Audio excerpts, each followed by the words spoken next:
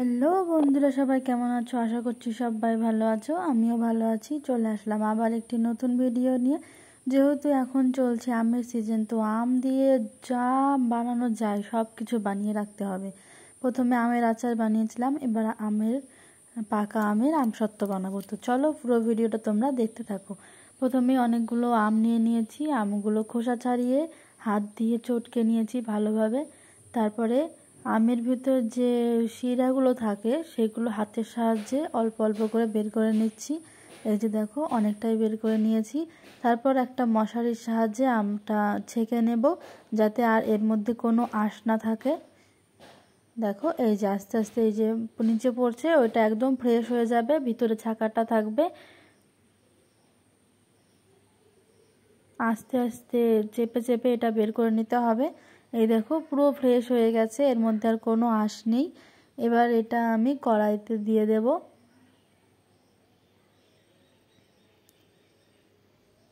এবার আমি এখানে দিচ্ছি সামান্য পরিমাণ লবণ দিয়ে আরও কিছুক্ষণ ভালোভাবে মিশিয়ে নিতে হবে। আমসত্ত্ব ঢালার জন্য দুটো থাল নিয়ে নিয়েছি। এবার এই থাল দুটোর মধ্যে একটু করে সর্ষের তেল মাখিয়ে নেব, যাতে শুকিয়ে গেলে আমসত্ত্বটা খুব ভালোভাবে উঠে যায়। একটু একটু করে একইভাবে দুটো থালায় বেশ সুন্দর করে আমি সর্ষের তেল মাখিয়ে নিয়েছি।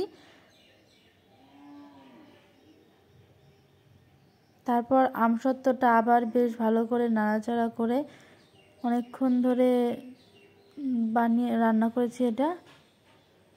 তারপরে দেখো হয়ে গেছে। এবার থালে নামিয়ে নিলাম, দুটো থালায় একটু একটু করে দিয়ে নিলাম। তারপরে থালটা ঘুরিয়ে ঘুরিয়ে সব দিকে সমান করে নিলাম।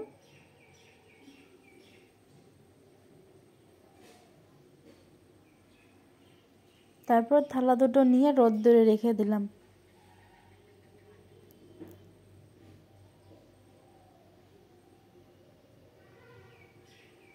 দেখো, 2 দিনের মধ্যেই আমার আমসত্ত্ব শুকিয়েও গেছে। এবার আমি এগুলো কেটে পিস পিস করে নেব। এই দেখো, কেটে আমি রোল রোল করে নিয়েছি। আমার এইভাবে রাখতে খুব ভালো লাগে। এই দেখো, পরের যেগুলো বানিয়েছিলাম সেগুলো পিস পিস করেছি, আর নিচেরগুলো রোল করেছি। দেখতে কত সুন্দর লাগছে, দেখতে পেয়েছো? এগুলো সব সময় খাওয়া যাবে। তো আজকের ভিডিওটি এই পর্যন্ত। ভিডিওটি ভালো লাগলে চ্যানেলটিকে সাবস্ক্রাইব করে পাশে থাকবেন নতুন ভিডিও দেখার জন্য। ততক্ষণ সুস্থ থাকবেন, ভালো থাকবেন। নমস্কার।